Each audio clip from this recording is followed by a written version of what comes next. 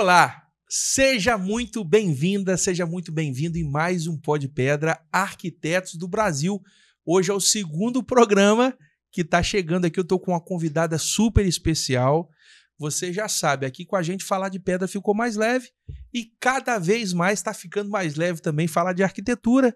Eu estou aqui com a arquiteta Mônica Fittipaldi. Tudo bem, Mônica? Sim. Um prazer, obrigada. É um prazer para nós, para o Pó de Pedra, iniciando essa etapa nova de falar sobre arquitetura. Está recebendo aqui a arquiteta Mônica, que é uma referência em todo o sul do estado, em todo o Brasil, né? Em todo o estado do Espírito Santo, em todo o Brasil. E ela que está aqui para falar do trabalho dela, da arquitetura dela, mas também falando um pouco, trazendo um pouco o olhar de uma função que ela exerce no CAU. Ela é conselheira federal do Conselho de Arquitetura e Urbanismo, não é isso? Isso. Mônica? É uma honra estar recebendo você aqui nesse segundo programa, né, do Arquitetos do Brasil.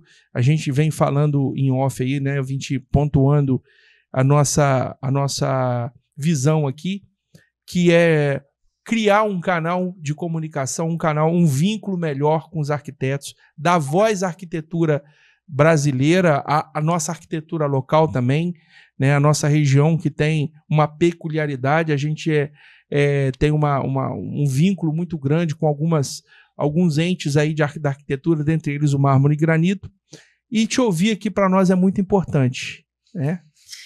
Primeiro agradecer a oportunidade de estar aqui conversando e falando sobre arquitetura e pontuar que vocês arrasaram, né, nesse gap aí que está precisando da gente poder conversar sobre arquitetura, falar sobre arquitetura para a população, conscientizar, fazer um trabalho de conscientização. O CAU tem esse trabalho e quanto mais a gente dissemina isso no nosso meio, na sociedade, mais forte a gente vai ficando e vai tornando o mercado um pouco melhor, podendo trazer mais qualidade para o nosso cliente, para a sociedade, obras mais interessantes, né?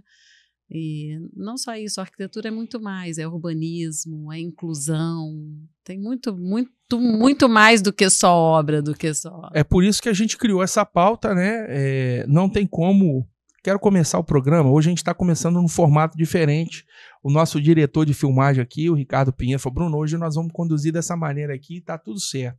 Que já quero pedir de cara para você ir lá, dar um like nesse vídeo aqui, senão o bicho papão vai te pegar. Vou aprender os bordão da galera aí, que o pessoal dos podcasts faz umas ameaçazinhas pra galera aí. Mas curta esse vídeo, compartilhe, siga a nossa página Pó de Pedra Podcast. Passe para os seus contatos aí. A gente está aqui buscando trazer entretenimento, né? Uma conversa aí no horário que o cara está dirigindo, né? Tá ouvindo, né? A gente está em quase todas as plataformas, né, Ricardão? Especialmente aí no Spotify, né, no YouTube e tantas outras plataformas aí. Mas compartilhe esse conteúdo, interaja com a gente, deixe um comentário, deixe sua opinião, é muito importante, e divulgue a arquitetura brasileira. A nossa proposta, Mônica, é promover a rocha ornamental, né? A gente tem várias pautas, a gente tem uma grade de programação, e a gente até explica isso para a galera que está ouvindo aqui agora. A gente conversa aqui com médico, a gente conversa com humorista, a gente traz os assuntos do cotidiano, porque todo mundo consome assunto de podcast. E qual que é a nossa intenção quanto gerador de conteúdo? Furar a bolha. É muito fácil falar de pedra para um marmorista, para o outro industrial, né, a pessoa que trabalha com a industrialização das rochas. Só que não tem como a gente promover a rocha ornamental se a gente não promover arquitetura. A gente está umbilicalmente ligado a vocês, né? À visão do arquiteto, porque quem projeta é o arquiteto. Verdade. Quem especifica é o arquiteto.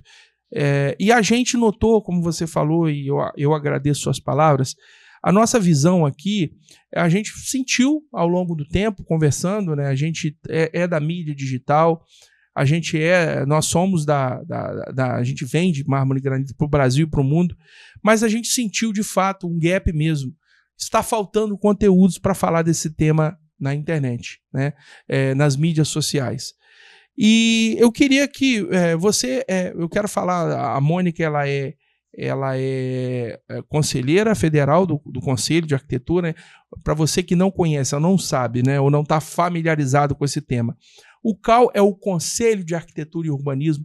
Todo o processo criativo de produção técnica da arquitetura, ele tem um conselho que rege a conduta, a norma e valida o profissional, né, a profissão que exerce aquilo ali. Então, às vezes, você não está familiarizado com o tema, mas eu queria que a gente começasse falando da Mônica, em primeiro lugar. Da Mônica. Então vamos falar da Mônica Fittipaldi. Você é parente daquele corredor lá do Hermes Fittipaldi? Parente, de longe. É parente, de longe?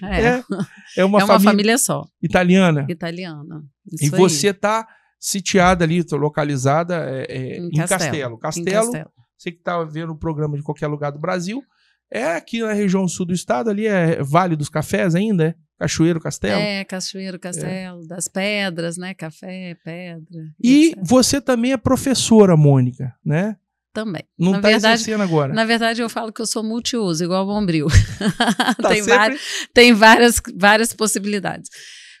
Quando eu formei há algum tempo, não vamos falar muito de data não, mas vamos lá, tem quase 30 anos de formada, e a gente, na época, a gente já conversou, né? A arquitetura não estava muito...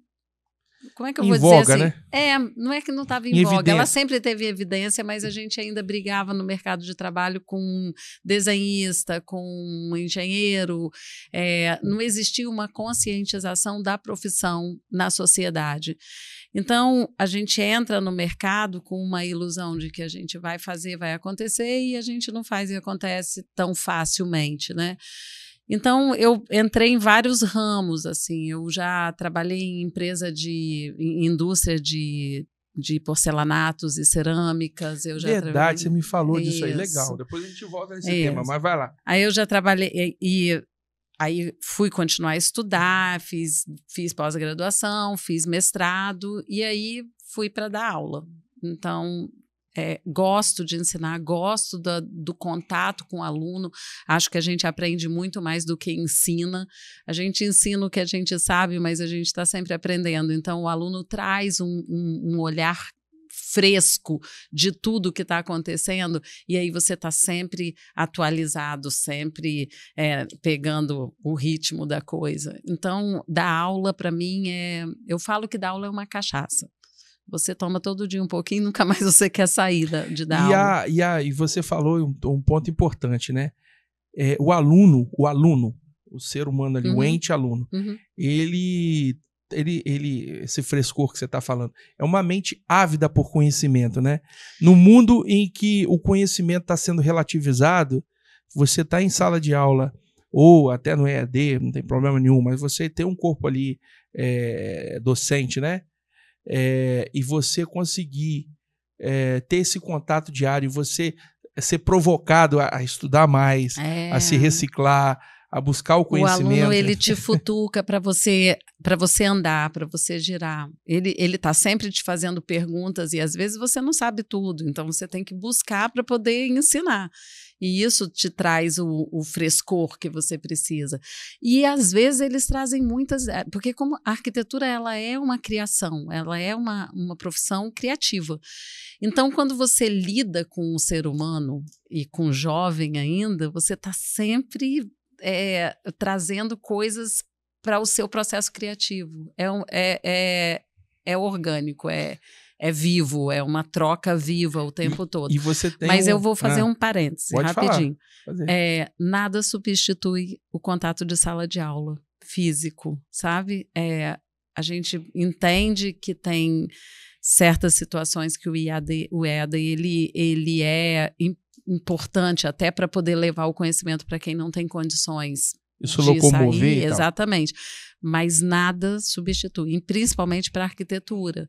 Porque é uma profissão assim que hoje tem uma coisa, vamos fazer à distância. É muito difícil ensinar à distância a projetar. Eu acredito, aí saindo um pouco aqui do nosso nicho, mas só para pegar um gancho que você tocou num ponto importante. Eu acredito que vai vir por aí nos próximos anos um reboot, vai vir um efeito bumerangue em alguns movimentos mundiais. Eu estava lendo uma reportagem agora, ontem, de que está vindo uma geração aí que está cansada da tela. Está cansada da tela. E isso é um movimento que está vindo muito forte. Eu não sei qual geração que é, Millennial, Y, Z, eu não sei aí. A última, acho que é a Z. Que é dessa nomenclatura aí de tentar nomear a sociedade. E aí eu estava lendo a matéria de que tem um movimento crescente dos jovens aí atuais que estão um pouco cansados dessa tela, dessa coisa tudo digitalizado e estão procurando atividades presenciais, atividades de confluência social.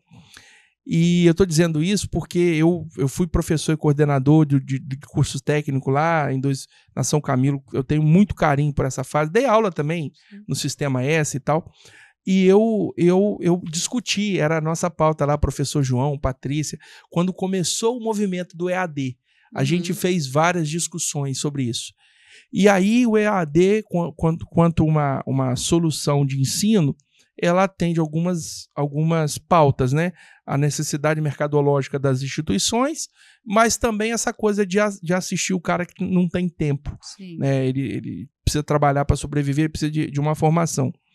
Mas eu também concordo com você de que nada substitui o presencial, a experiência física ali, você olhar no olho, você fazer a leitura da intenção do aluno, você ter tempo para ter um bate-papo com ele ali fora da classe, né?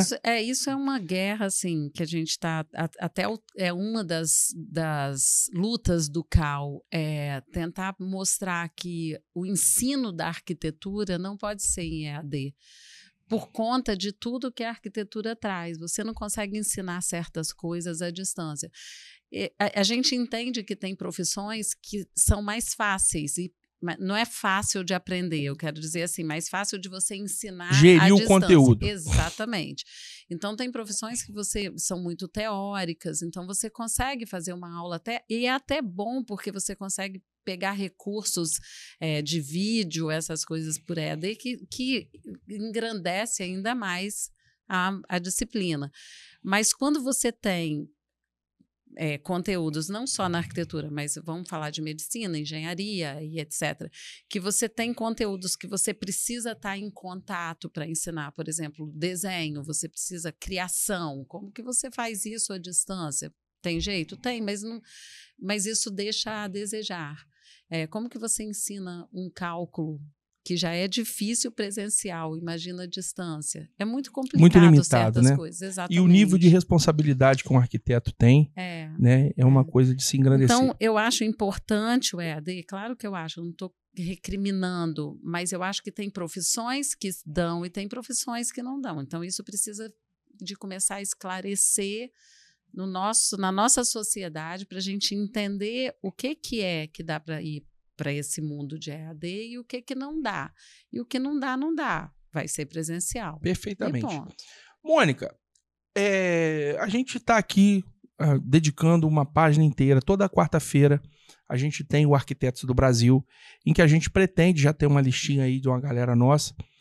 Está trazendo aqui arquitetos locais nossos aqui da nossa região, de Vitória, do Brasil, porque a gente quer promover a arquitetura, a gente quer a gente quer entender mais a arquitetura, a gente quer promover a arquitetura e a gente quer aprender ainda mais com a arquitetura, porque é uma profissão muito linda e nós estamos aqui para falar disso. A arquitetura no Brasil, a história da arquitetura brasileira, ela tem alguns momentos de virada ou de profusão ou de promoção, são icônicos para o país. Uma delas é inegável, acho que toda escola de arquitetura moderna ela trata disso, é a passagem do Oscar Niemeyer aqui, do Lúcio Costa, com o parceiro dele lá que ficava mais escondidinho, né? E aí tiveram outros grandes nomes, né? Sempre tivemos grandes nomes na arquitetura brasileira, sempre. E aí a gente teve o ícone da construção de Brasília, que eu acho que é quase impossível você falar uma conversa de arquitetura e não lembrar desse feito, né? A gente vinha falando aqui, as cidades não são projetadas, você como urbanista e tal, e a gente teve a experiência, que eu acho que é única mundialmente falando, de uma capital de um país totalmente projetada do zero. Se não for única, está entre as únicas.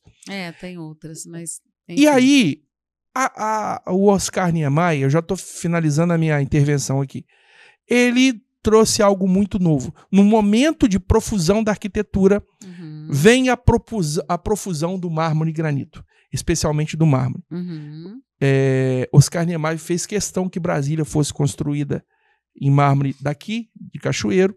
A nossa indústria do mármore local aqui, ela é intimamente ligada com uma decisão arquitetônica de Oscar Niemeyer de fazer os principais palácios da República com mármore da região. E de lá para cá, a arquitetura ganhou uma importância muito grande no Brasil. Eu queria que você fizesse uma leitura quanto ente do CAL. O que era a arquitetura antes do CAL? Fizesse uma leitura da profusão da arquitetura de Oscar Niemeyer para cá, para não ficar rebuscando muita coisa antiga. E outro dia a gente fala das coisas mais antigas. E do momento da arquitetura hoje, como você, quanto uma conselheira do CAL, enxerga a arquitetura? Você quer dizer assim, o que o CAL trouxe de benefícios, o que instituir o CAL trouxe de benefícios, é isso, né? Pode ser. Mercadologicamente falando, conceitualmente falando, fala para nós. Tá. Então, vamos entender um pouquinho, assim, como que a arquitetura se deu no Brasil de forma geral.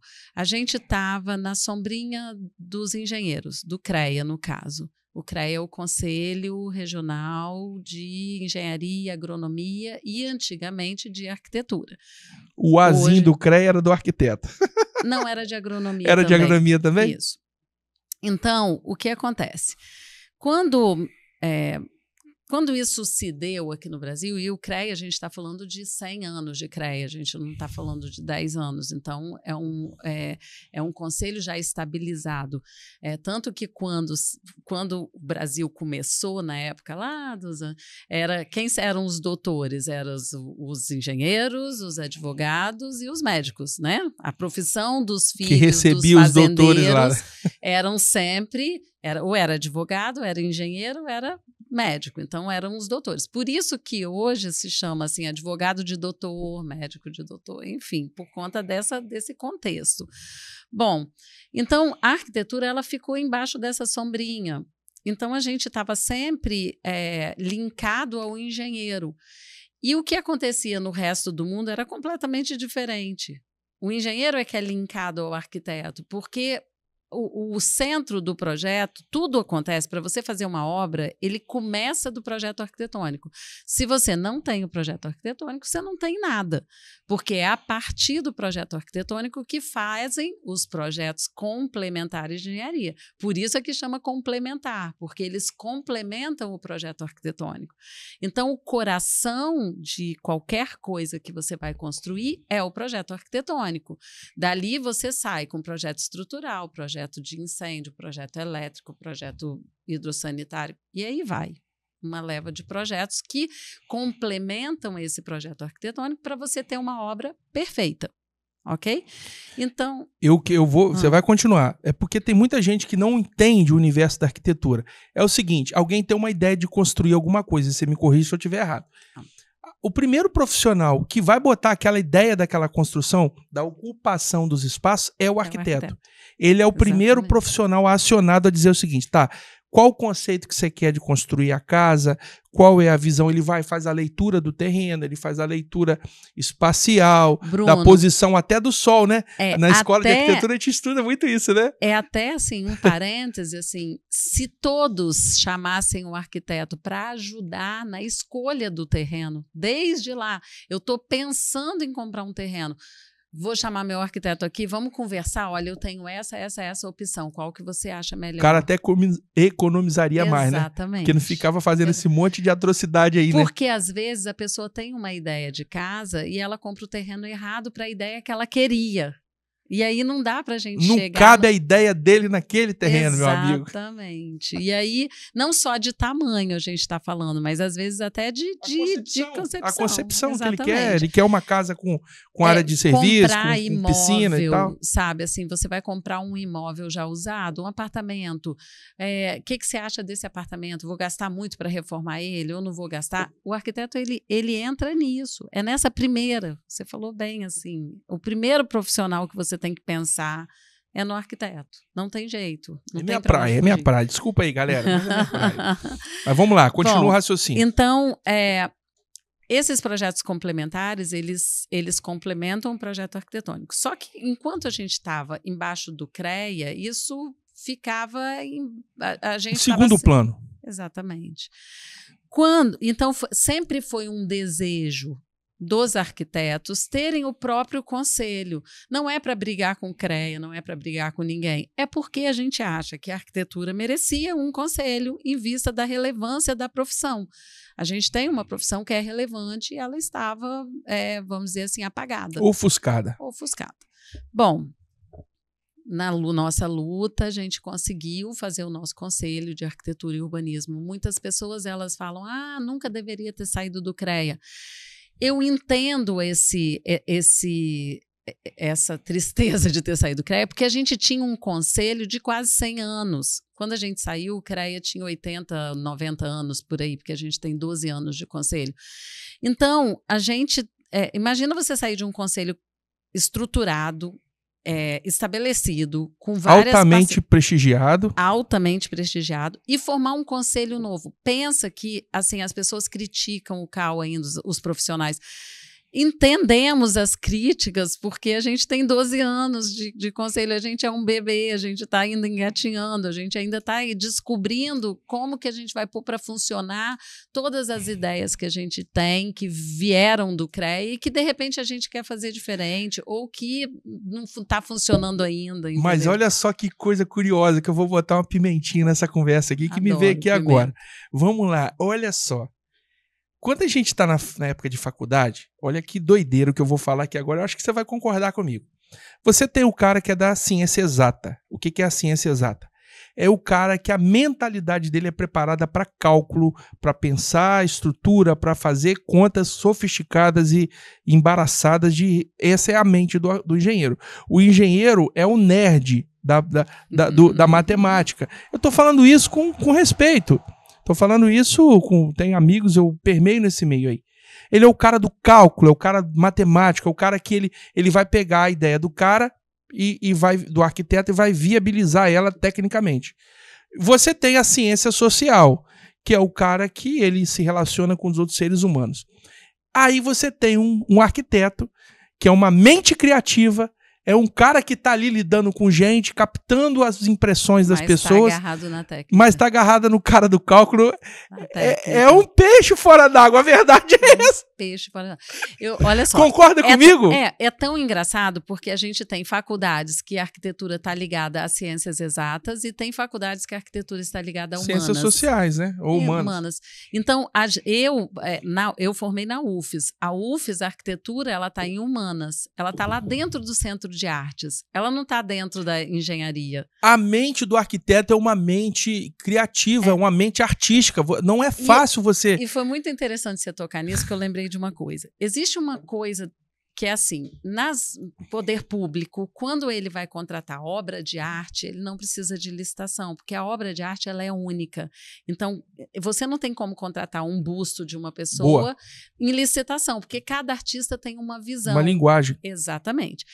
E a arquitetura, aí vem a engenharia. A engenharia, todos os projetos complementares, eles são aquilo. Eles têm normas e técnicas e você tem que seguir a norma e a técnica. Ele não tem uma cara.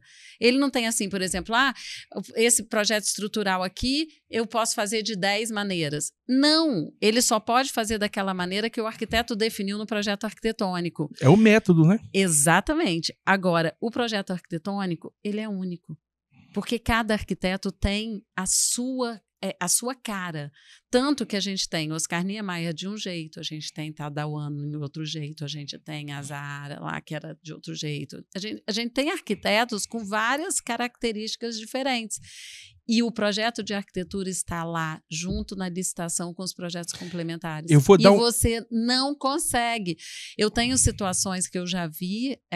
tanto no CAU quanto fora dele, de ter licitação do arquiteto ganhar e o arquiteto não conseguir cumprir porque ele não está capacitado para aquilo, ele ganhou por causa do preço, mas a arquitetura não é preço. Olha só, olha aqui. A arquitetura é muito mais do que isso. E eu vou falar uma coisa para você, para ilustrar mesmo, eu vou fazendo papel assim, de tentar dar essas ilustrações para a gente atingir o máximo de pessoas possível. Eu sou músico e eu toco e ouço jazz. Então eu tenho, sei lá, uns 50, 60 saxofonistas que eu passei desde a adolescência ouvindo.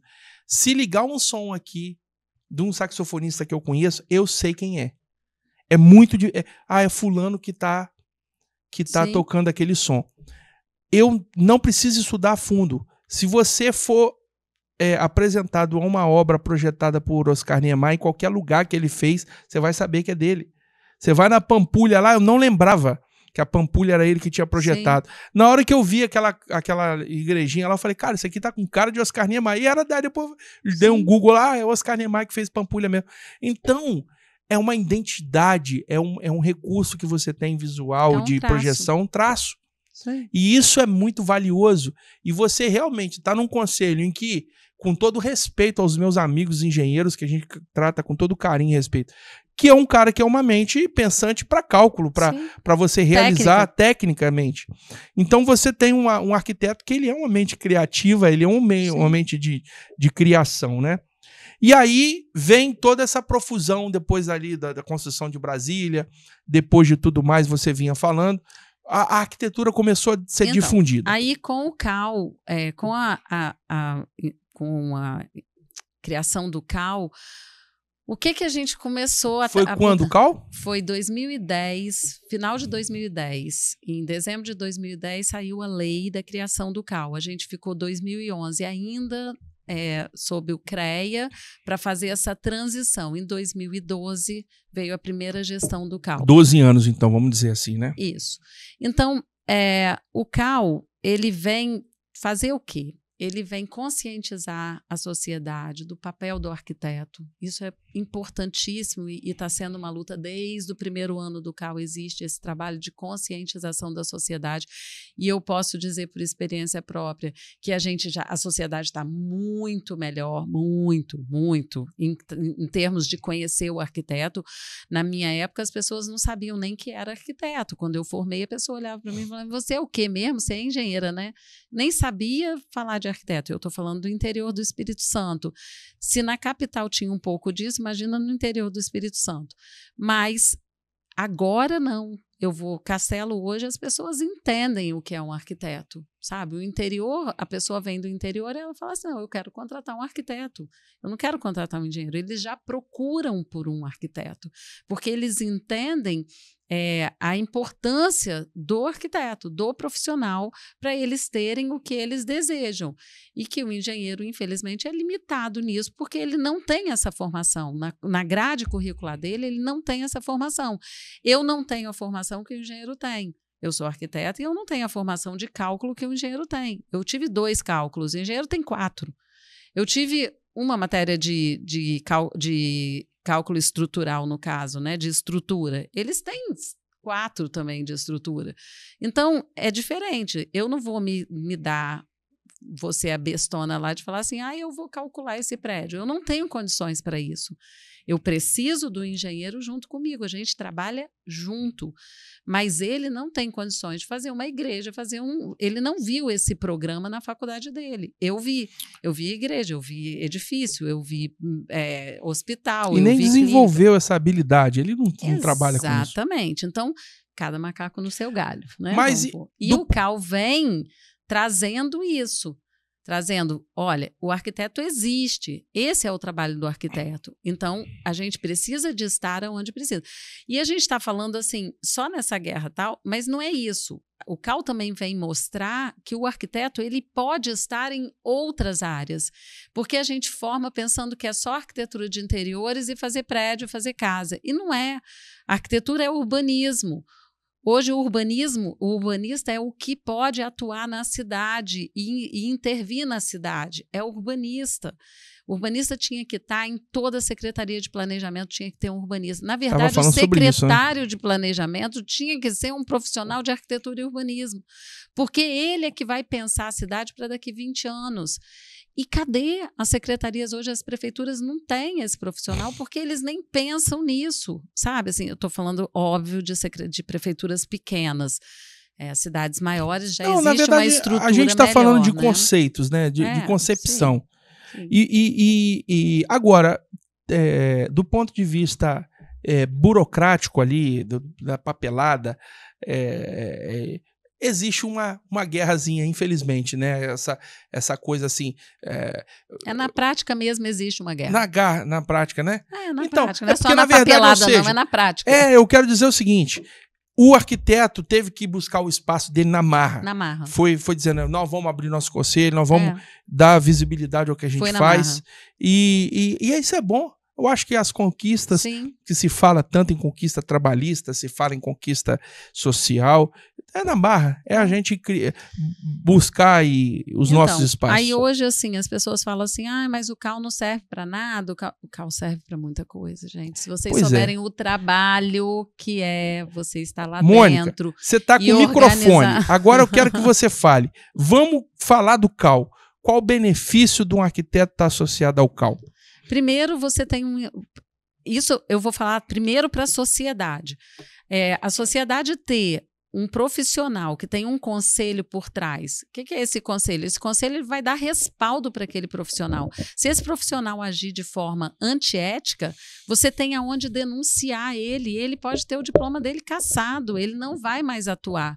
A sociedade precisa entender que toda profissão que tem um conselho por trás, esse profissional, ele tem que andar na linha, ele tem que andar direitinho na linha, porque se ele não andar, ele vai sofrer as consequências.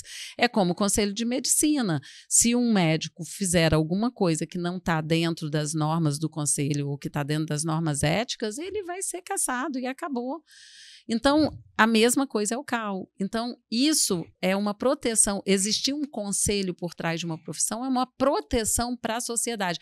O arquiteto ele pensa muito que o CAL existe para proteger ele. Não, o CAL existe para proteger a sociedade. Só que, em contrapartida, ele acaba protegendo o profissional dos maus profissionais, entendeu? Então, claro. Tipo assim, se você é um profissional bom, se você tem todas as suas éticas, você segue o código de éticas, você segue as suas normas de código profissional, você está sendo protegido do que não está fazendo. Porque esse que não está fazendo, ele pode ser denunciado até por você mesmo. Você pode ir no conselho e denunciar ele. O CAL existe para proteger a sociedade de profissionais ruins, mas ele acaba protegendo o profissional também, porque você acaba tendo regras que você vai seguir e que ali te dão um respaldo para você se manter, até quanto um profissional que você vai criar uma carreira em cima de uma coisa sólida, entendeu? É muito diferente você contratar Agora o decorador ele foi... Ele tem um conselho hoje, né? O decorador foi reconhecido como uma profissão legal. Então, ele tem um conselho. Acho que o decorador hoje está vinculado ao CREA, mas antes o decorador não estava. Você ia denunciar o decorador aonde? Se um decorador chegasse na sua casa deixando bem claro a diferença do arquiteto para o decorador. O decorador ele trabalha com só especificações. Então, ele vai trabalhar assim, essa mesa, ela vai ser de que material, ela vai ficar onde, essa cama, essa cortina, essa cor de parede. O decorador ele não pode intervir na estrutura da edificação. Lembrando disso, o arquiteto ele pode fazer todas essas especificações, mas intervir na estrutura. Por quê? Porque ele estudou para isso, tá, gente? Não é porque não pode ou não pode porque é guerra, não. É porque dentro da grade curricular do arquiteto a gente tem matérias que deixam a gente intervir na edificação.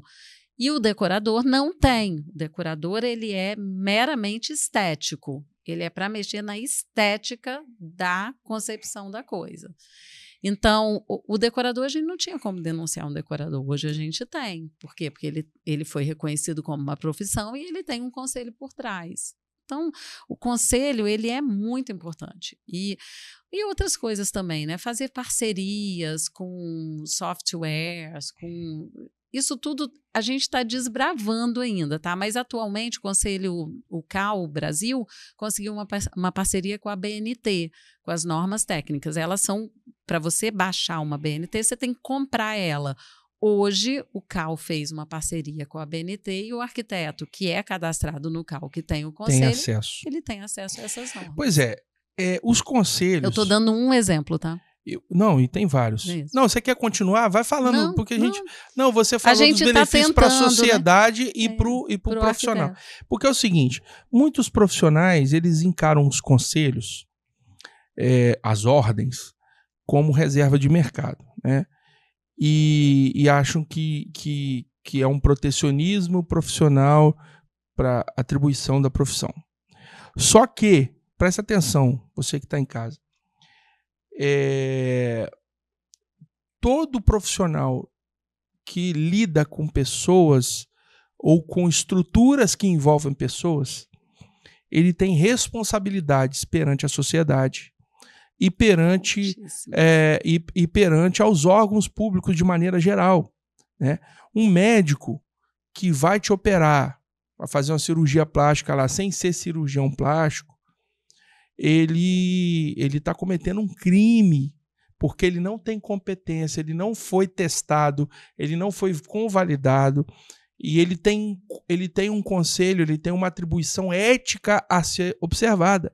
Em toda profissão tem isso. O policial que fez o concurso público lá, ele começa a se envolver, usar mal a profissão dele, usar a atribuição, a autoridade que ele foi revestido pelo Estado, e ele comete crime, ele tem lá a justiça lá do órgão de ouvidoria, o órgão técnico lá que vai julgá-lo conforme as normas. Então, se você não tem parâmetro técnico, legal, para poder julgar o trabalho de alguém, na hora que aquela casa cai, a culpa é de quem?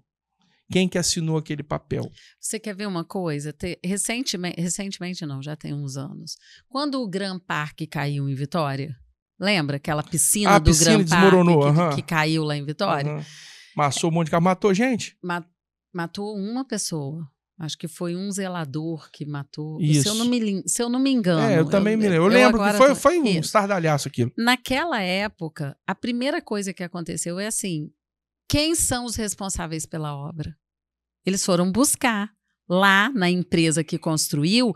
Ele não foi só na empresa, ele foi em cada profissional que tinha uma RT lá, um engenheiro e um arquiteto. A gente descobriu que na época na empresa tinham 6 arquitetos que assinaram por aquela obra. A gente teve que ir lá e ir atrás dos 6 arquitetos e fazer uma conferência. Diligência lá. Claro, para a gente saber se eles eram responsáveis. Quem comprometeu o negócio. Exatamente. Então, entenderam assim, se você é tão sério você assinar vamos falar um parênteses aqui sobre RRT e ART. A RT é do CREA, é uma anotação de responsabilidade técnica, e o RRT é do CAL.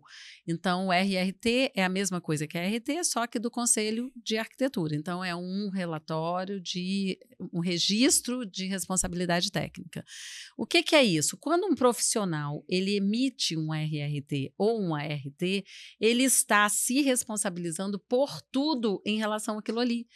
Então, tem muita gente que antigamente, vamos falar de antigamente, porque hoje eu não sei como que está isso, mas que a gente chamava de profissional canetinha de ouro, que assinava o ART e o RRT para outro profissional que não tinha esse registro e ia embora.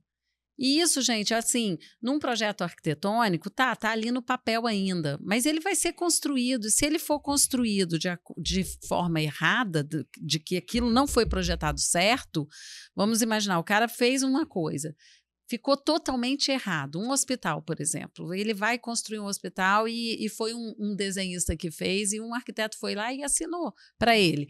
E aí chegou lá na hora, o hospital está com as especificações todas erradas. Numa UTI, por exemplo, que você tem materiais certos que você tem que colocar naquele local. E não foi colocado. E aí causou uma infecção hospitalar no hospital inteiro e ferrou com um monte de gente, matou gente lá. Eles vão lá no projeto arquitetônico para saber o que aconteceu. Perfeitamente. E quem é que vai responder? Quem assinou o RRT. Exatamente. Entendeu? Então, a responsabilidade de você assinar alguma coisa, execução de obra, é seríssimo. E as pessoas assinam como se tivesse... deixa eu abrir falar uma coisa aqui. Como que um conselho funciona? Porque as pessoas pensam que os conselheiros estão lá à toa sem fazer nada. Não estão. A gente tem câmeras. Só status, né? Só status. A gente tem câmeras ali dentro que são de ética, de exercício profissional e que quando chegam processos ali, e são muitos processos, a gente acha que é 1 ou 2, não é não, é muito processo de ética, de exercício profissional, e que são julgados por esses conselheiros. Perfeito. E ali eles vão analisar se aquele profissional ele cometeu um ato antiético, ou se o exercício profissional foi feito ilegal, e isso vai ser julgado ali, e esse profissional vai ser analisado dentro de provas, de tudo que, e se o conselho achar, está faltando prova nisso aqui, não está muito legal, a gente vai pedir, vai colher outras provas e vai fazer a condenação ou não desse profissional. Então, a sociedade precisa saber que existe um lugar aonde recorrer. Você fazer um contrato com um cliente é seríssimo, porque se você colocou alguma coisa no contrato ali e você não cumpriu, você vai ser julgado isso, tanto no conselho até como juridicamente na justiça comum. A responsabilização. Exatamente, é um contrato que você está fazendo. Então, é uma demanda muito grande, as pessoas pensam que não. Pois é, e outra tem coisa, muita coisa errada. E outra coisa, pessoal, tem muita coisa, é complexo o negócio. Existe um estudo que toda cidade deveria fazer, Cachoeiro, acho que tem, que chamava Wave aqui em Cachoeiro, não sei como é que chama nas cidades, que é o estudo de impacto urbano. Existe uma projeção da cidade, né? O que é bairro urbano, o que é bairro industrial, onde você pode instalar a indústria. O profissional que se debruça sobre esse tema, que estudou tecnicamente para identificar aonde serão as zonas, aí essa zona serve de parâmetro para você formar o PDM, ou PDU das cidades, que é o Plano Diretor Urbano. Ou seja, vou dar um exemplo claro, na sua rua lá, que é uma rua residencial, que ela está diagramada para isso no PDM, no plano da cidade, o cara não pode abrir uma oficina do lado da sua casa para ficar batendo lá até 1h da manhã, ou a hora que ele bem quer, dando estrondo, porque existe um estudo de expansão da cidade, de ocupação do solo. Né? Hoje tem até o WAVE, que é o estudo de impacto de vizinhança. Wave, eu falei Wave, é isso aí, é o Wave, né? O WAVE é um estudo de impacto de vizinhança. Então, por exemplo, se você vai montar um hipermercado, o PDM te exige que você faça um estudo de impacto de vizinhança do que esse hipermercado vai causar no entorno. Porque um hipermercado, por exemplo, Perim Center, aqui em Cachoeiro, ele muda todo um trânsito. Aí, ó, porque você tá entendendo? Muita gente indo naquele centro. Então, você vai ter uma demanda muito maior de carros e etc. E vai mudar o trânsito daquela região toda ali. É diferente de você colocar um mercadinho. Então, quando você fala assim, eu vou colocar um mercadinho na esquina dali da minha casa, sem problema, porque o impacto do mercadinho é muito menor do que de um hipermercado que tem até um shopping dentro, tem cinema e tem tudo.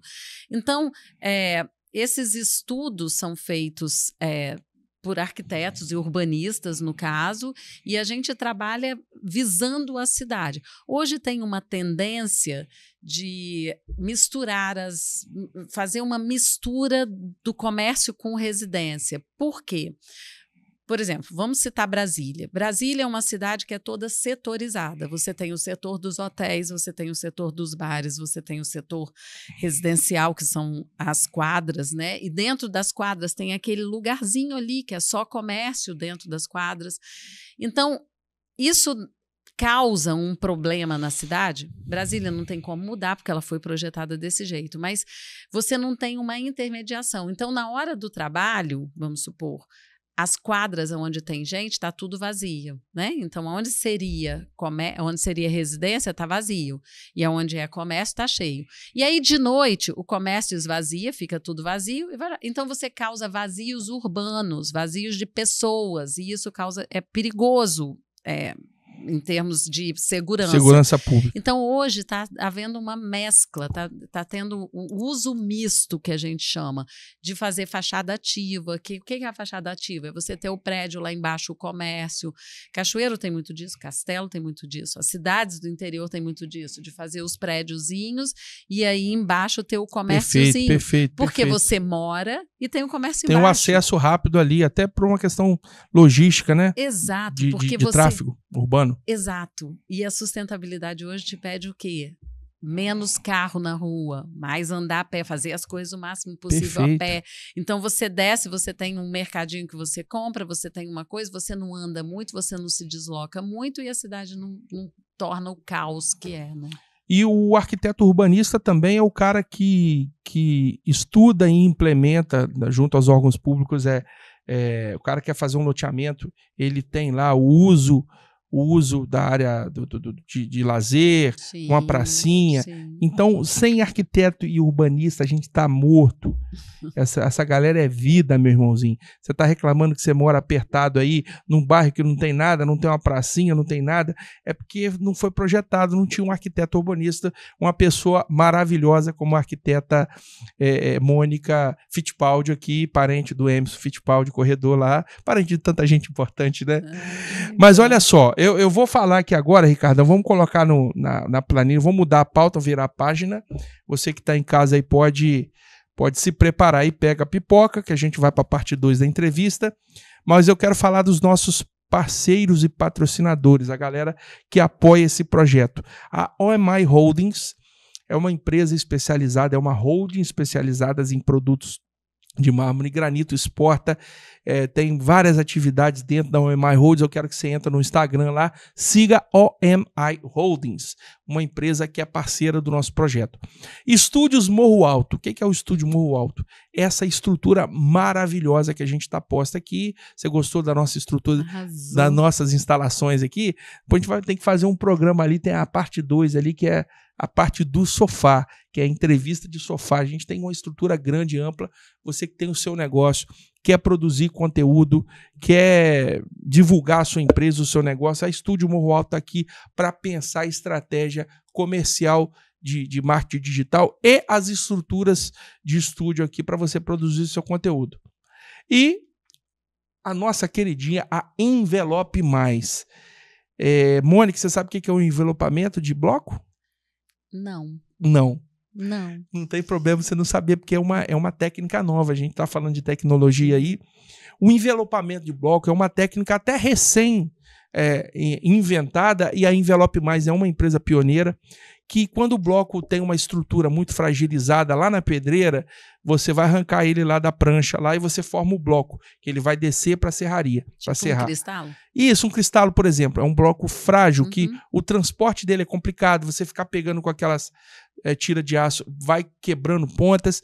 Então, a Envelope Mais e outras empresas inventaram a tecnologia de envelopamento. É uma manta junto, a gente vai fazer um conteúdo aí, em breve vai estar aqui, uma manta com resina, com uma tela, com uma manta, que faz o envelopamento. Ele envelopa, né? O nome é esse mesmo. Ele blinda todas facilita o transporte. Para poder facilitar a estrutura da hora de serrar, para esse bloco não desmontar durante a serrada, que acontecia muito isso no processo. E o Kleber e toda a sua equipe, vocês moram em nosso coração, são grandes parceiros desse projeto. Você aí que é graniteiro, você que é dono de pedreira, entre no Instagram aí e siga a Envelope Mais, parceira master desse projeto. Não é não, Ricardo? Envelope Mais está com a gente aqui. Bom, falamos das agruras do arquiteto, falamos dos problemas, das confusão, do negócio lá, da dor de cabeça. Conscientizamos a galera da seriedade que é um arquiteto. Agora vamos falar da parte boa, né? Porque, na verdade, ser arquiteto é um glamour danado, né? Você carregar esse título, arquiteto fulano, arquiteto Beltrano, será que é um negócio bonito, rapaz, é um negócio diferente.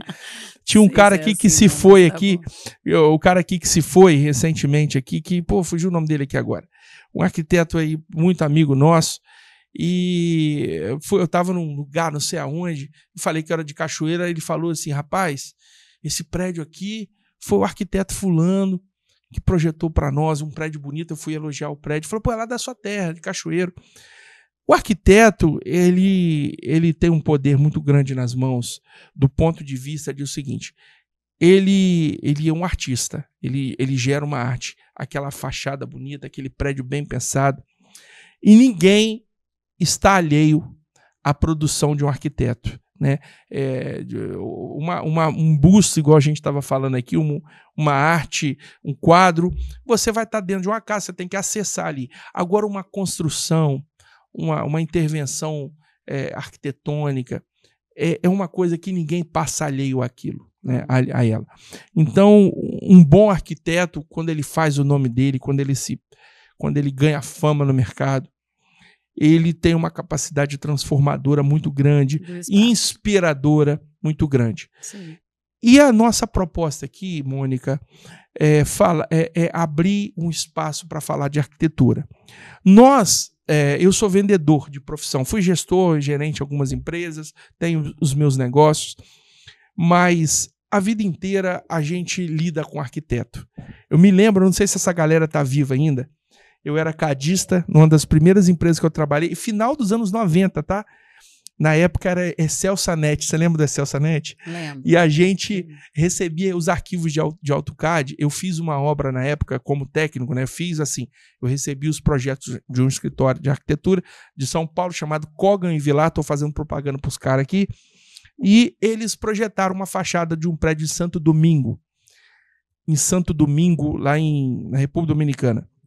E eu era o profissional, o técnico, que eu recebia aqueles projetos, às vezes agarrava os arquivos de AutoCAD, era considerado pesado, hoje não tanto mais, né? Mas na época eram arquivos pesados, aí eu tinha que ligar para a Excelsanet para eles desbloquearem a minha caixa de entrada para eu receber os projetos. Aí eles fizeram a paginação e aquilo ganhou, assim, para mim foi uma experiência, a vida inteira eu lidei com arquitetos.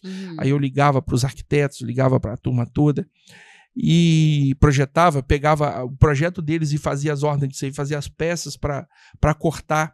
O nosso setor, o mármore e granito, o vendedor, ele é de pedra natural, de rocha, ele é inteiramente ligado ao arquiteto, né?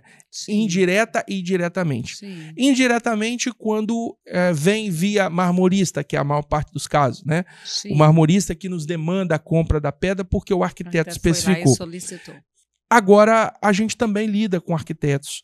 E eu vinha dizendo a você no bastidor aqui que a gente foi percebendo que ao longo do tempo a gente perdeu um modo melhor de se comunicar com o arquiteto. Para falar de pedra, falando especificamente de pedra, que é o nosso mercado. Porque no final das contas, quando a dona de casa, a dona Maria, ela está projetando, ela quer construir uma casa de alto padrão, uma casa de médio padrão, uma casa de baixo padrão, não tem problema. A profissional, a primeira pessoa que ela recorre é o arquiteto. O arquiteto que tem uma paleta de cores, ela tem uma paleta de informação de qual ela vai especificar. E aí você também vinha me explicando. Tem vários arquitetos, o que projeta a casa, tem o que especifica os materiais, e você também pode se especializar em várias áreas. Sim. No caso, o arquiteto, ele é um profissional de muita autoestima do vendedor de granito, só que existe um problema de comunicação, uma comunicação truncada. A gente não consegue, tecnicamente, ser mais ativo em dizer para o arquiteto, você tem uma paleta de cores, você tem uma... a gente apresentou no primeiro programa aqui, até com a presença de um arquiteto, que foi o Herman Kruger, um amigo pessoal meu, tem mais de 900 pedreiras ativas hoje no Brasil. São milhares de cores, de opções, de desenho, de design, de formato. E existem muitos mitos que foram se criando ao longo do tempo. Tem arquiteto que às vezes não tem familiaridade com a pedra, com a rocha natural, e ele tem, às vezes, um pensamento, eu não vou especificar mármore aqui porque o mármore é poroso. Só que já existem tecnologias e técnicas que já matou esse problema. São resinas, são cores e etc., texturas. Tem gente, eu estava te dizendo também, agora no orçamento recente que eu fui de um shopping de São Paulo, a arquiteta me pediu o acabamento apicoado. E esse arquiteto, com todo o respeito ao arquiteto, a gente está aqui justamente para dar voz ao arquiteto, ele está desatualizado, porque o apicoado ele é usado ainda? Mas para o volume que ele está fazendo não é o mais indicado. E a gente precisa de meios de se comunicar melhor com o arquiteto. Dito isso, feita essa introdução, eu digo para você, quais são hoje esse peso, o arquiteto entende esse peso que ele tem, desse poder de especificar, dele criar soluções arquitetônicas. Você acha que a gente consegue melhorar, a indústria do granito consegue melhorar esse diálogo com o arquiteto? Tá, vamos começar assim. Eu acho que o problema não é só o diálogo com o arquiteto. O problema é que a gente vem... Lembra, a gente estava conversando antes, eu estava falando com você sobre a questão de especificações até de aeroportos, supermercados, que a gente usava muito pedra nesses locais, especificando, porque a gente não tinha cerâmicas de qualidade para poder colocar nesses locais de alto tráfego. Então, a pedra, ela era a solução ideal. Só que, com o avanço da tecnologia, inclusive de se fazer... se produzir cerâmicas e porcelanatos, a gente tem hoje no mercado porcelanatos com qualidades excelentes e que substitui a pedra num preço muito menor. E mais do que um preço menor, o peso, porque a pedra ela tem um peso muito grande numa estrutura e o porcelanato, o peso dele é infinitamente inferior na hora que você coloca por exemplo, em 1.000 metros quadrados. E isso causou o quê? Uma perda de mercado. O processo de melhora do porcelanato e da cerâmica causou uma perda de mercado da pedra, porque a pedra natural agora ela é usada especificamente em pontos e em níveis de obras muito mais elevados, não é qualidade, é de nível... Econômico mesmo, nível econômico mesmo. A obra de alto padrão. Uma obra de alto padrão, exatamente. Bom, falando isso, né, colocando isso a par, então não é só uma questão de falar com o arquiteto, mas é uma questão de situação de mercado e de avanço de tecnologias na fabricação da cerâmica e do porcelanato, a gente tem uma contrapartida que o arquiteto, a empresa de cerâmica ele chega muito mais junto do arquiteto do que os empresários do mármore e granito. É muito mais fácil chegar no arquiteto. Aliás, o arquiteto se sente muito mais acolhido pela empresa do mármore, da porcelana, por exemplo, do que do mármore e granito. Não porque tem que bajular o arquiteto, eu não gosto disso, acho um absurdo você ter que ficar, vou dar comissão aqui, eu acho isso o fim da picada, porque para mim o arquiteto tem que fazer o trabalho dele, tem que ser remunerado pelo trabalho dele, projetar, e dentro do projeto tem a especificação. Se o arquiteto quiser ir em algum lugar com o cliente para escolher alguma coisa, ele vai ganhar por hora para ir a tal lugar com o cliente, ponto. Então, eu não gosto muito dessa coisa de comissão, mas isso, gente, é comigo mesma, é uma postura minha. Mas, enfim, então não acho que tem que ficar bajulando ninguém. Eu acho que existe uma conversa que pode ser feita de uma maneira que o mármore e granito ele consiga mostrar o que ele pode oferecer para o arquiteto de uma maneira mais clara, talvez. É muito difícil especificar uma pedra por site, por foto, porque a pedra natural ela é muito diferente uma da outra. Então, você tem uma noção daquilo, mas você precisaria, talvez, de algo mais, que eu não sei dizer o que é, para o arquiteto se sentir familiarizado. Claro que a gente que mora em Cachoeiro, Castelo, né, nessa região, Santo, em geral, a gente tem uma facilidade maior de especificar pedra, porque a gente está dentro das empresas. Então, a gente vai lá dentro, pede informação, pede orientação de o que é melhor para isso, o que é melhor para aquilo, e a gente acaba aprendendo um pouco mais de pedra. Então, talvez, não sei se é a solução, mas talvez o Cindy Rocha ou alguma associação das rochas começarem a fazer cursos especificamente para o arquiteto, para o especificador, ensinando a especificar. Ensinando, olha, a gente tem... esse tipo de pedra é para isso, esse tipo é para isso, esse acabamento serve para isso, esse acabamento para isso, esse acabamento é mais barato, esse acabamento é mais caro. E esses cursos podem ser assim, se você vier a Cachoeiro, o curso é gratuito e vai acontecer, por exemplo, uma vez por cada semestre. Se a gente tiver que ir até a região, então a gente vai cobrar, da operação. E aí uma empresa vai pagar, ou os arquitetos vão se reunir, vão rachar, mas dá esses cursos seriam de orientação, de especificação de pedra, de conhecer a pedra. Esse curso não dá para ser feito em um dia, tem que ser feito em uma semana, ou tem que ser feito em um mês, ou tem que ser feito ao longo de um ano. Eu não sei. Mas gerar informação, né? Na verdade, a nossa proposta aqui, eu já te agradeci aqui ao vivo aqui no programa, mas também no offline aí.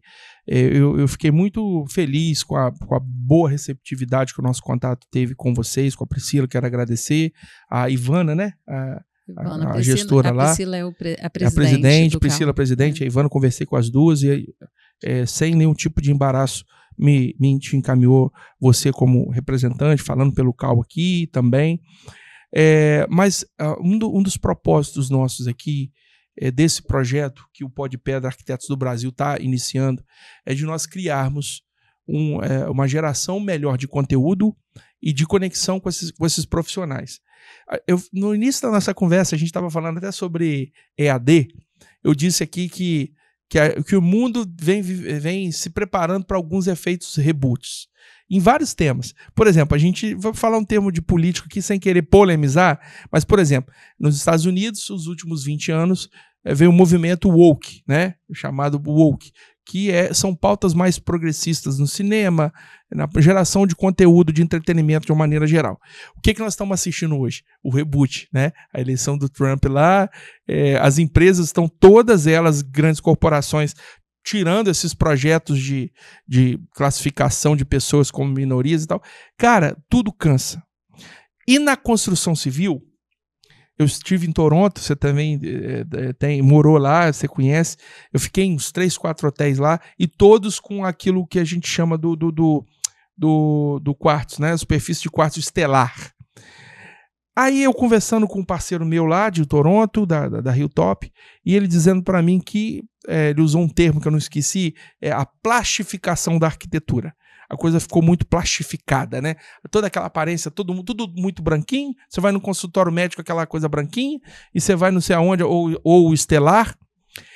E esteticamente falando, aquilo vai cansando. A gente começou a notar um movimento que é cíclico, mas de retorno à rocha ornamental. Quando a gente tem conversado aqui com as pessoas que são tomadores de decisão ou geradoras de opinião, nós temos notado que a gente tem batido muito na tecla de dizer que, da mesma forma que o Cal teve esse esforço para dizer assim, olha, o arquiteto é esse profissional, ele faz isso, a atribuição dele é essa, nós temos buscado conscientizar as pessoas que operam a especificação de que a pedra natural, ela é uma matéria viva dentro da sua casa. Você vai fazer um piso lá, você tirou um pedaço de uma natureza, de uma matéria que ficou lá milhares ou milhões de anos sendo produzidas pelas forças da natureza, e você beneficiou, você resgatou um brilho dela ali, mas as propriedades minerais daquele material tá na casa. Diferente do porcelanato e do ladrilho lá, da cerâmica, que é uma matéria morta, é uma matéria que foi processada, queimada. Agora, dizendo isso, a gente não quer aqui iniciar guerra contra o porcelanato ou contra os quartos, porque eles estão aí, e a minha casa, por exemplo, é de porcelanato, não tem mais a bancada de granito. O que não pode é a gente ver um movimento de, às vezes, a gente tem visto as pessoas querendo construir bancada de porcelanato. O porcelanato não tem qualidade técnica, nem composição técnica para ser uma bancada. Então. E aí a gente tem se esforçado, sabe, Mônica, em dizer para as pessoas, por exemplo, porque o granito é mais caro. Cara, você tem um ocre Itabira que você consegue um preço acessível, equiparado a um porcelanato. Você tem um cinza Corumbá da região de Castelo, um cinza Castelo, o nome já diz, cinza Castelo. Você tem alguns verdes que podem ser utilizados. E às vezes, por faltar nesse ponto que eu dizia, que às vezes a gente precisa melhorar, a informação dizer, cara, peraí, quem disse que especificar um ocre Itabira é demodê? E por aí vai. Mas aí vem a moda, né? É a tal da moda. Então, a moda, assim, tudo branquinho, porque é moda. Olha, eu lembro quando eu cheguei de Toronto, eu morei 3 anos em Toronto. Quando eu voltei, era tudo branco, sofá branco, parede branca, quadro branco. Clean, né? Móvel a onda branco. clean. Tinha até uma novela na época que eu não me lembro, que a Malu Mader, Celebridade, eu acho que era o nome da novela, não me lembro. E que era tudo branco. Eu falei, gente, cadê cor nessas coisas? Eu não entendia isso, eu não conseguia alcançar essa coisa de tudo branco. E aí, depois, com o tempo, as coisas... Aí você vai mudando, né? Mas, enfim, onde eu quero chegar? Existe uma coisa de lançar umas modas, de uma coisa assim... teve uma época que o ocre, o granito ocre, era chiquérrimo. Hoje é cafona. E quem falou que é cafona e aonde? Exato. Lembra que eu estava falando com você que eu não concordo muito de entrar na casa do cliente e falar assim, você não pode fazer isso, você pode, não pode? Quem disse que não pode? A gente vai... O papel do especificador, do arquiteto, que vai interferir na sua vida íntima, que é o arquiteto de interiores, ele tem que harmonizar. Ele tem que tornar as coisas harmônicas dentro de um contexto e de um gosto do cliente, não dele. Se o cliente gosta de roxo com bolinha amarela, você vai ter que usar o roxo e o amarelo, talvez não em bolinha, talvez em listra, talvez em o que quer que seja, em mancha, mas você vai ter que usar o roxo e o amarelo, ele quer. Você não vai enfiar um verde e vermelho para ele, porque ele não quer verde e vermelho, ele quer roxo e amarelo. Então, essa moda que se dissemina por aí, é muito complicado de você lidar com isso. E eu acho que quando o arquiteto tem informação... Você quer ver uma coisa? Eu acho o cinza castelo, é o cinza andorinha. Eu acho o cinza andorinha lindo. Ele tem aqueles pontinhos pequenininhos, ele é todo uniforme, é lindo. Mas você poderia colocar qualquer cinza se você jogar para o escovado. Perfeito. Porque quando você escova, você não vê os pontinhos. É verdade. E aí, se você tem uma promoção do cinza corumbá e manda escovar o cinza corumbá, vai ficar tudo igual. E fica lindo. O granito cinza, esse granito cinza comum, que é baratinho e que ninguém quer usar mais, se você usar com a superfície escovada, ele fica lindo. Perfeito, concordo. E nem parece que é. Perfeito. Entendeu? Perfeito. Então, é a maneira de você usar. Isso são coisas que você aprende, infelizmente. É por isso que eu estou falando. Essa falta de informação, esses cursos, talvez, dariam mais chance do arquiteto utilizar mais a pedra natural. E nós queremos aprofundar esse assunto. Eu espero que daqui para frente a gente consiga estar mais junto e se falar sobre isso, mas a gente tem intenção aqui, com a estrutura que nós temos, com a visão de projeto que a gente tem construído. O Pó de Pedra, na verdade, ele é um subproduto, é uma variante, é um tentáculo de um projeto maior chamado Coração de Pedra, Amor pelas Rochas Ornamentais. A gente tem buscado, com eu e um grupo grande de profissionais, Serginho, Ricardo, a galera toda, a gente quer, obviamente que é inevitável, né? Eu acho que a pedra natural reinou sozinho por muito tempo. Sim. E de 2010 para cá, realmente... tudo é bem-vindo, né? A indústria ela tem que avançar mesmo. Acho o porcelanato lindo, bem empregado. Sim. Mas existem regiões, tem áreas da arquitetura que nós podemos ainda contribuir muito. Áreas externas, área de piscina. Por exemplo, até te dizia, veio a minha lembrança aqui, o arquiteto mais antigo tem um conceito de que piso é 40 por 40, porque durante muito tempo foi assim. Por que o piso era 40 por 40? Você que é de São Paulo, você que é do Rio, você que é do Sul, do Norte, Nordeste, Centro-Oeste, já que eu falei tudo. Antigamente você tinha um padrão de chapa, que era 1,90 por 2,90. O melhor aproveitamento para cortar ladrilho era 40 por 40, porque você gerava menos perda. Então era o melhor aproveitamento. A indústria do granito entendeu que ela precisava de fazer grandes formatos para competir com azulejo de grande formato, o porcelanato de grandes formatos. Então, hoje, um bloco que se fazia com 1,90 por 2,90, hoje quase são pouquíssimas as pedras que é menos de 2,10 ou 2,30, tem bloco aí com 2,30, 3,20, tem bloco com 3,20, 3,30. Precisou se mexer lá na origem para poder atender as demandas de mercado. Olha, fazer banheiro. A gente fazia banheiro numa medida que o azulejo ele era 15 por 15. Aí, ó. Então, a gente fazia a medida do banheiro para encaixar o azulejo de 15 por 15. Tá vendo? Isso foi padronizando, né? Exatamente. Então, você vai... Agora não, né? Agora você tem... Tem um livro que eu li de um cara chamado Frank Viola, de outro tema, que ele começa o livro falando sobre por que as estradas são tortas. Você já viu essa? Por que as estradas têm curvas? É porque acompanha a curva de nível, né? Não, é porque antigamente nos vilarejos antigos, principalmente as cidades mais antigas, você tinha um boi cambaleante que andava no meio da mata, ele foi fazendo a trilha, aí aquilo virou um caminho do boi para o boi ir lá pegar água. Então ele fazia aqui, ele desviava de um tronco mais grosso, e então ele ia fazendo, aquilo virou uma trilha, a trilha virou um caminho, o caminho virou uma estrada, e isso virou, e às vezes, aí trazendo para um ditado popular, né, o uso do cachimbo deixa a boca torta, né? Então é mais ou menos por aí. Às vezes a gente replica comportamentos que a gente nem sabe por quê, né? Da onde veio, verdade, verdade.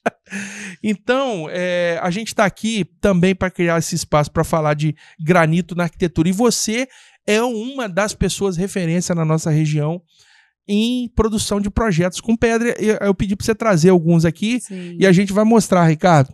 Já está encaminhando para o final aqui, mas eu queria que você olhasse esses projetos. Você que é arquiteto do Brasil inteiro, de Vitória, ou de qualquer lugar que você tiver aí, a gente vai mostrar aqui alguns projetos arquitetônicos da Mônica. Eu fiquei encantado com os projetos que eu vi aqui, a temática dela. Fala um pouquinho. Essa daí é a Casa Azul, que a gente chama. Essa casa, ela foi feita em Castelo, num bairro em cima de um morro que tem uma vista para Castelo linda, linda. É, né? Então a gente fez um pé direito duplo com mezanino e essa porta de vidro aí, ela abre todinha e abre inclusive na curvinha aí. Então a piscina é como se ela entrasse dentro da sala. E essa quase pessoa, que a piscina integrada lá na área gourmet lá? Ou é cozinha ali? É uma cozinha integrada com a sala. A área gourmet está lá no fundo. E aí, essa pessoa, o proprietário, ele trabalhava com pedra. E aí ele falou, eu quero usar pedra natural e iluminada e não sei o quê. Então a gente abusou da pedra natural aí. A gente usou a sodalita lá na área gourmet. Essa azulzinha aqui é a sodalita, é um a gente usou o cristalo na cozinha. O cristalo, ele é retroiluminado, galera. Isso. Você já sabe, a gente sempre está trazendo aqui. E aí nos banheiros a gente usou... Aí, ó, essa porta de vidro, ela abre todinha, a piscina fica dentro da sala. Dentro da sala. E outra coisa, vem ao encontro daquilo que nós falamos, né? Aqui, ó, tem uma madeira compondo com a pedra aqui, né? Tem. Bonito. E esse piso é de quê? Porcelanato. Porcelanato, tá vendo? Isso. Nada contra porcelanato, Deus abençoe. Mas nós queremos vender pedra. É isso aí. Não, mas eu acho assim, que a gente tem como fazer algumas composições e acabar fazendo tudo. Mas numa casa desse padrão, há muito tempo atrás, a gente usava tudo pedra. Olha os banheiros são todos de pedra no piso. Esse aí é o Calacata, não. É o Calacata. Esse é o Calacata. Eu vou te convidar. A gente teve depois o dia que você tiver tempo. A pia escovada. Olha só, qual que é esse aqui? É o café? É o preto. O tabaco. Não é o preto. É o preto? É a luz que é amarelada. A luz que é amarelada. Tá aparecendo. Lindo, lindo. Tem um entrevistado nosso aqui, o Fábio Figueira. Depois você discorre lá, você que está em casa também. E é muito legal a casa do Fábio, porque ele também é um graniteiro das antigas. E, cara... A casa dele é toda... Cara, eu me vi nos anos 90, na época que eu projetava pedra. Tem uma rosa dos ventos no meio. Tem uma... A gente fez isso naquela igreja da Santinha. É. Eu desenhei toda a entrada com o formato de Nossa Senhora, que do legal. peixinho, porque tinha as Nossa Senhora Aparecida, a tabeira, isso aí eu fiz naquela igreja. Vamos lá, próxima. Essa daqui é uma casa em Dourados, Mato Grosso do Sul. Uhum. Aí a gente usou... Essa aqui já é moderna, né? Uma arquitetura contemporânea. Então, essa casa é engraçada, vou falar uma coisa dela assim. Mato Grosso não tem muita pedra, a gente tem que trazer. E no projeto que eu fiz, eu tinha usado calacata, eu tinha usado cristal, eu tinha usado umas pedras assim exóticas. Mas lá é muito caro. É muito caro. E aí a gente acabou indo para o Preto São Gabriel, materiais mais acessíveis financeiramente. Mas lindos. Que não ficou feio. Lindo demais, você tá doido. Assim, eu trabalhei com o Pedro lá na Marbrasa, eu trabalhei com o Preto São Gabriel, eu sou apaixonado. Não fala mal do Preto São Gabriel comigo não, que eu fico doido. Então, aí a gente teve algumas opções diferentes, porque era dentro do contexto. E é uma casa alto padrão, tá? Tô vendo aí. Aliás, eu vou falar um negócio pra você. Quando eu morei em Toronto, eu fui babá, eu estudava e em um outro momento eu era babá. E aí, quando eu era babá de uma casa de um pessoal muito rico lá em Toronto, eles eram donos do shopping center do Eaton ali. Eu era babá dos filhos dele. A casa tinha 5 andares. Os granitos da casa, porque lá não é... Você estava falando de porcelanato e bancada, americano, e eles usam isso, porque pedra é muito caro lá, né? Mas a casa deles tinha pedra natural, e era o cinza castelo. Aí, ó. Que estava na cozinha deles. A gente vibra quando a gente vê algum filme, passa um lugar de... isso aí é o amarelo, não sei o quê. Quem nunca fez isso? Comente aqui, você já fez isso? Assistiu num filme americano, apareceu e falou, esse granito eu vendi, isso aí, bora. Aí... É a mesma casa, né? É a mesma casa. Muito legal. E você projetou tudo ou só a pedra? Tudo. Tudo. A casa toda. Muito Esse lindo. aqui é o gauchão, a churrascaria gauchão. Essa é a escada que sobe. Qual o vendedor de castelo de granito que nunca levou um cliente no gauchão? Comente aqui. Esse é o Gaia. Essa Verde pedra Gaia. É linda. Esse é da Marbrasa. Da Marbrasa. Quando eu estava... Olha, uma coisa engraçada nesse projeto. Quando eu estava especificando, que eu fiz o primeiro estudo, eu tinha colocado o marrom absoluto. Aí, eu fui lá na Marbrasa para a gente ver pedra. Aí a pessoa olhou para mim, o vendedor, na época era o Maciel, o vendedor. Meu amigo, Maciel Sequim. Então, ele mesmo. Aí o Maciel falou assim, Mônica, esse granito é tão mole, ele vai ficar feio com o tempo, vai corroer, ainda mais num alto fluxo.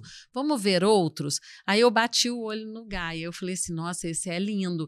E aí o meu cliente comigo. Aí eles olharam, é esse que eu quero. Eu falei assim, mas esse é muito caro. É esse que eu quero, porque eu gostei dele. Eu falei, então, beleza, vamos trabalhar. Como é que é o nome dela lá? Verônica. Verônica, um beijão pra você, hein? Verônica e o Sérgio, meus amigos queridos. Ó. Isso aí, ó. Isso aí.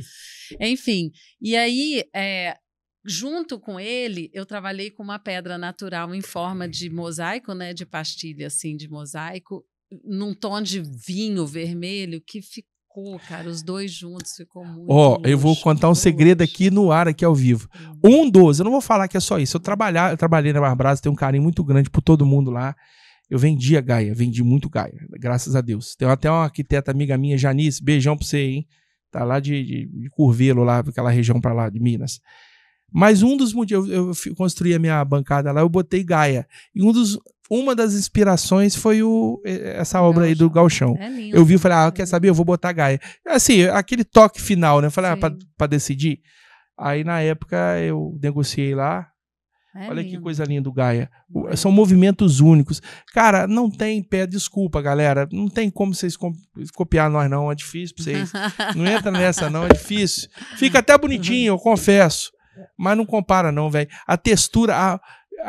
É porque mineral é energia, Mônica, e as pessoas têm que entender isso. A pedra natural, ela é linda. Aí tem uma coisa também, outra coisa, assim, uma particularidade. Para exportação antes, eu estou falando há um tempo atrás, eles queriam aquelas chapas mais uniformes possíveis, né? E eu sempre gostei do movimento, assim, dizer assim, o que tem um veio aqui no meio? Qual é o problema? Fica lindo, isso é diferente. E aí, agora... com essa coisa do material exótico, do movimento, isso foi muito valorizado e agora se entende que a pedra, quanto mais movimento e mais diferente ela for uma da outra, melhor, porque mostra mais natural ainda que é. E aí tem aquelas pedras que vêm com aqueles defeitos no meio e que para exportação não serve.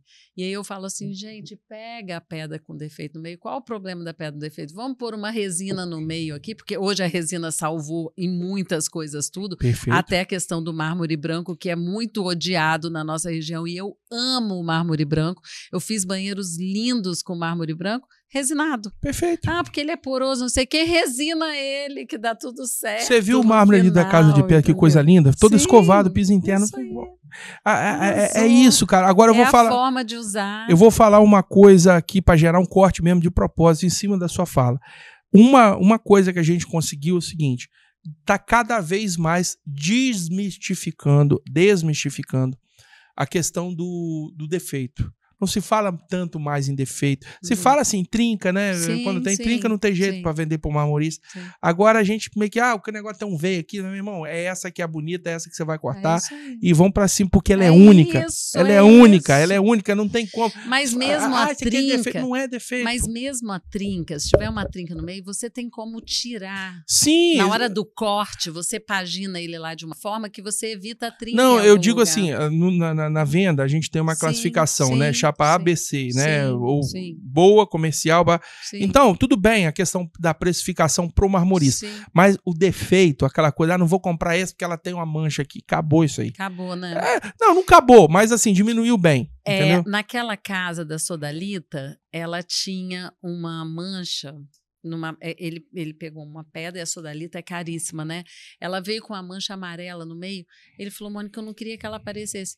Põe a cuba, vamos cortar a cuba aqui onde está a mancha. E a gente posicionou a bancada de uma forma que a cuba foi cortada no lugar que tinha a mancha.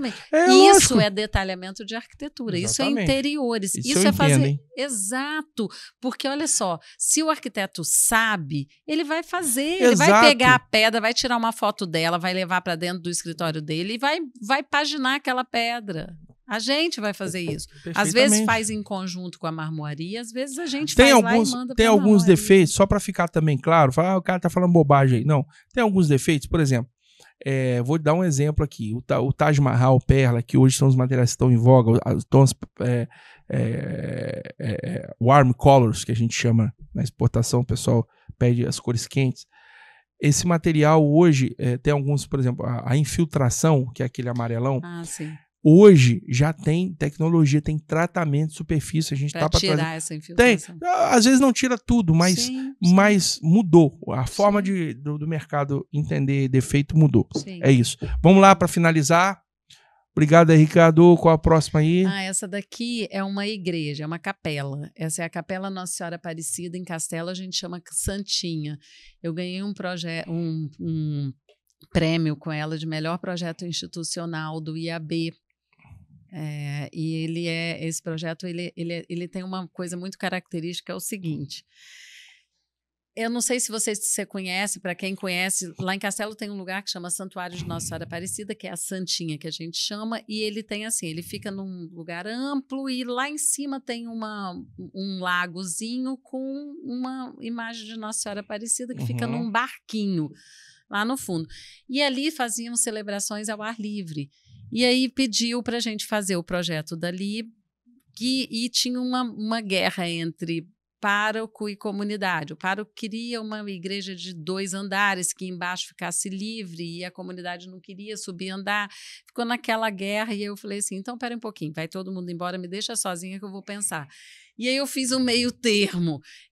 Eu aproveitei o declive do terreno, né, o aclive, no caso, porque vai subindo, e lá eu peguei o nível de cima dela. Então ela ficou alta, mas ela ficou no nível, porque aí eu fui rampando ela e chegando. E fiz um avarandado nela para quando tivesse a missa da festa da padroeira, que é Nossa Senhora Aparecida, eles pudessem vir para o lado de fora. Então ele continuava com a missa campal, mas celebrada na varanda dessa legal, capela. Cara. E aí a gente agradou todo mundo. Agradou todo mundo. Eu sei que no final, no dia que eu apresentei, o pároco adorou. Essa é a área interna piso, dela? Lembra que eu falei do piso? É a área interna. Aqui, ó, é o M de Nossa Senhora aqui e alguns peixinhos que a gente fez ao longo. Muito Isso legal. foi cortado pela Barbie Gran, que na época ela era a única que tinha aquela máquina que cortava jato. Com água. Jato de água, exatamente. Muito bonita essa estética aí. Você que escolheu essas cores, esses tons? Da igreja. A gente ganhou muito granito. Aí eu vou assim, quando eu faço obra de igreja, já fiz um monte, eu falo assim, o que vocês ganharam? Ah, ganhei isso, então vamos trabalhar com isso. Então eu vou trabalhando com o que eles vão recebendo. Ficou bonito. Você que desenhou esse... Esse Cristo, na Cristo verdade, aí? ele é de Nossa Senhora Aparecida, eu acho, do Santuário de Nossa Senhora Aparecida, esse Cristo. Ele é feito por um artista e a gente reproduziu. Legal. E aqui, essa pedra aqui, você também especificou? Essa pedra é a... Qual que é o nome dessa pedra? Eu esqueci ela. Ela é pedra natural e ela... Pedra Rio? Não é Pedra Rio. Pedra Rio é aquela que parece... Eu esqueci o nome aqui, não vou dela. Ficar tentando aventurar. Mas ela é uma pedra natural, que a gente passou uma resina Pedra nela. Marruá, tem um nome que fala aí que eu esqueci o nome dela também. E aqui é o Castelão, a Casa do Artesão. A Casa do Artesão foi Volta, por favor. Volta. A Casa do Artesão foi o meu primeiro projeto depois de formada. Ela foi feita em 1996. E eu tenho um carinho por ela, é toda feita, a estrutura dela é toda de tronco de eucalipto de poste. A Excelsa, na época, estava trocando os postes de eucalipto por postes de concreto. E o prefeito, na época, pegou esses postes e trouxe. Então, a gente fez a estrutura dela toda de eucalipto. Quem de Cachoeira e região que nunca deu uma sambada aí, deu uma dançada nesse castelão aí? Coisa boa. Tem a mão da Mônica lá também. Aí, o prefeito, em 2006, o prefeito era o Cleone, ele falou, eu quero cobrir os centros de esporte. Eu falei, gente, como é que vai cobrir aquilo? Eu fiquei pensando, falei, como é que a gente vai fazer isso? Aí eu bolei uma estrutura, ele é o maior vão livre do estado, tá? Ah, é? Olha só que luxo. Ele tem 75 metros de vão livre. Show. Assim, ó. Maior vão muito livre legal. do estado. Pode passar. Aqui é a Gruta do Limoeiro, é o centro de visitantes da Gruta do Limoeiro. A gente pensou numa coisa assim, de uma casa tipo colonial que tem na região, é muito dessa casa, que seria essa casa onde fica a lojinha, onde fica a cozinha, e uma obra mais brutalista para remeter à gruta. Então a gente tentou trabalhar as duas tipologias conversando. Então aqui fica a sala de exposição. E esse paisagismo legal aí, né? E o paisagismo que dá toda a diferença, né? Minha amiga Lúcia Ambruzin, que pensou junto comigo nesse paisagismo, e ela é fera. Legal. Bom, a Gruta do Limoeiro é um lugar bacana, é um ponto turístico interessante. Fica em Limoeiro ali, né? Gruta do Limoeiro fica ali entre Castelo e Venda Nova. Bom, pessoal, o programa de hoje está interessante, está finalizando aqui agora. Mônica, você já passou por aquela situação de você produzir um projeto e depois daquele esforço, você pensou um negócio legal, o cliente virar para você e falou, não gostei? Claro, óbvio. E a saia justa disso aí, como é que faz? Mas, a gente faz de novo, faz parte do processo. O pior é quando a gente faz e aí fica mudando durante 20 vezes. Eu prefiro que o cara já olhe para mim e fale assim, não gostei disso, faz outra coisa. Eu acho que eu prefiro. Porque aí você vai criando e vai tirando de dentro. É muito difícil. Não pode depois que o cara aprovou, deu ok, depois ele fala, não, agora eu quero faz de novo. Aí não dá, né? Aí não dá. Aí é outro projeto, contrata outro projeto, meu amigo. Aí...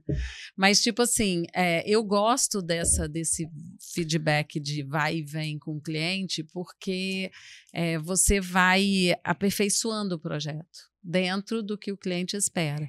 Mas é óbvio, assim, que tem hora que a gente fica amarrado em um projeto, a gente não consegue sair dele, a gente precisa jogar ele fora e começar do zero para poder e tem avançar. Lógico, e tem aquele projeto também que você tem um carinho especial, fala, esse aqui é o meu xodó. Você se apega? Não. Não, né? Todo projeto, toda vez que eu projeto, Bruno, eu penso assim, eu morando ali. Então, eu gosto de todos, porque eu me vejo morando naquele lugar, eu me vejo... se eu gosto, eu apresento. Se eu não gosto, eu não apresento. Entendi. Então, às vezes eu faço uma coisa e falo assim, isso aqui não tá legal. Então, eu não apresento ainda. Perfeito. Até eu olhar e falar assim, agora eu moraria nesse lugar. Então, e crise criativa já aconteceu? Claro, daquele brancão lá? Óbvio. Aí o cara acha que você tá enrolando? Não é nem isso. Isso não, de enrolar não, porque eu sempre dou um prazo longo. Mas às vezes eu tô assim, eu tenho um projeto para entregar. E eu tenho um mês para entregar e não vem nada, não vem nada. Aí a pessoa pensa, assim, quem convive comigo, fala, você não faz nada, né? Não tá fazendo. Mas a minha cabeça está funcionando 24 horas. Eu tô pensando naquele projeto, eu durmo pensando, acordo pensando, fico o dia inteiro pensando, mas eu não dou um traço. Mas na hora que eu sento, às vezes eu tô assim, uma semana para entregar o projeto. Eu sento, o negócio flui. Vem um assim, anjo lá do céu e você vai só... Você fica naquilo, né? Você fica mastigando aquilo. Na hora que você senta, o negócio já está tão mastigado na cabeça que aí vai, né?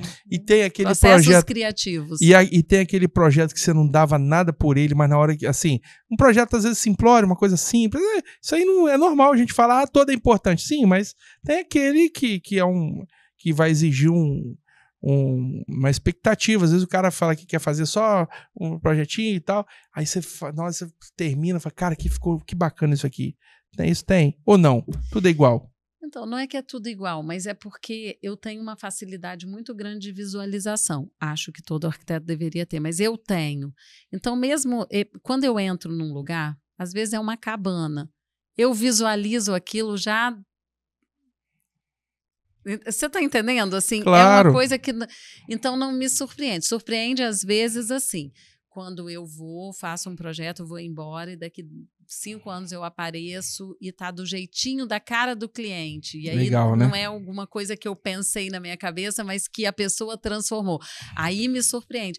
Por quê? Porque a pessoa colocou a personalidade dela naquele projeto, foi uma coisa completamente diferente do que eu tinha visualizado, mas que ficou massa, que ficou lindo, que ficou harmônico. Tem uma coisa que eu gostaria de dizer assim, casa não é lar. Um lar pode ser numa cabana. Você dá o lar para sua casa, quem dá é a essência da gente, é a alma da gente. Casa qualquer um tem em qualquer lugar e a casa pode ser a da revista.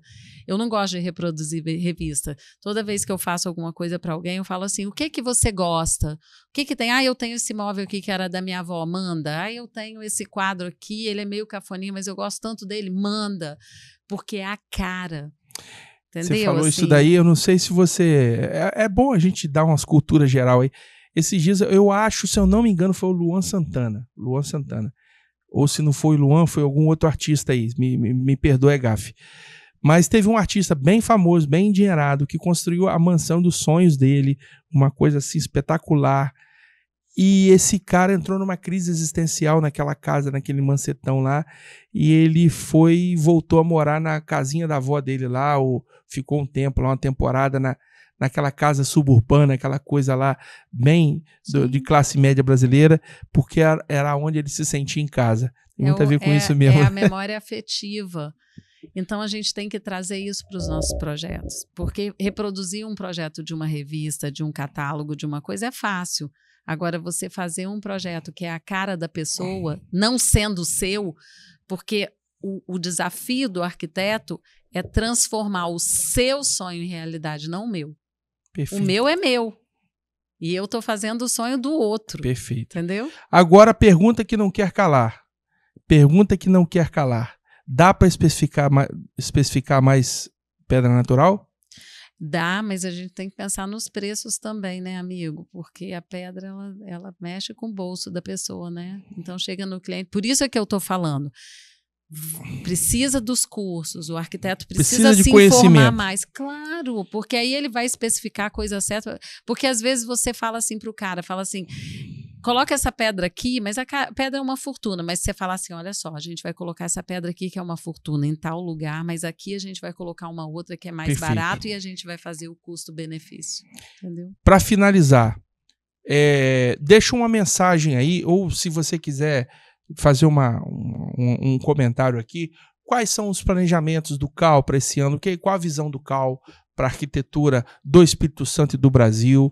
Deixa uma mensagem falando um pouquinho o que o CAL tem aí de projetos. Então, eu sou conselheira federal, tá? Então eu não fico muito no âmbito estadual. Tá. Mas o objetivo principal do CAL, assim, é aproximar os arquitetos do próprio CAL, né, trazer os arquitetos mais para perto do CAL e conscientizar a sociedade. Ainda estamos nesse papel de conscientização da sociedade, do papel do arquiteto. Isso não vai parar e nem pode parar por enquanto. Até a sociedade está intrínseca nisso, de saber qual é o papel do arquiteto. E quando eu falo papel do arquiteto, não é só de fazer casa bonita, fazer isso, não.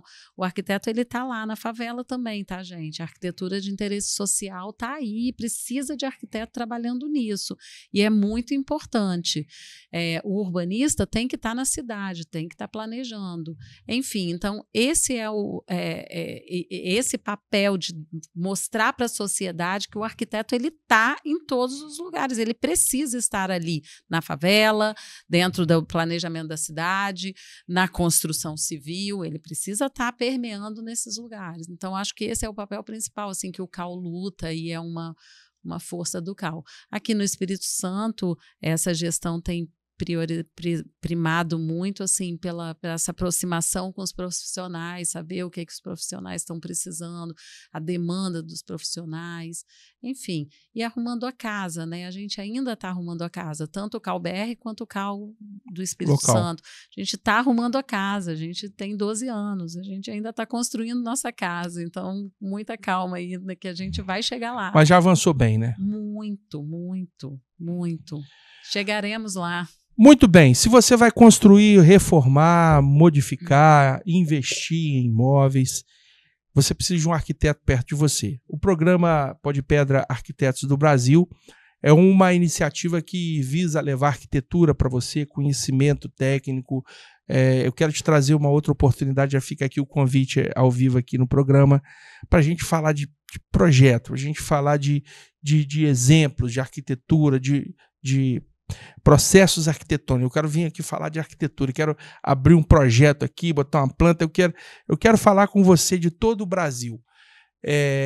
O nosso lema aqui, a nossa bandeira aqui é a pedra natural.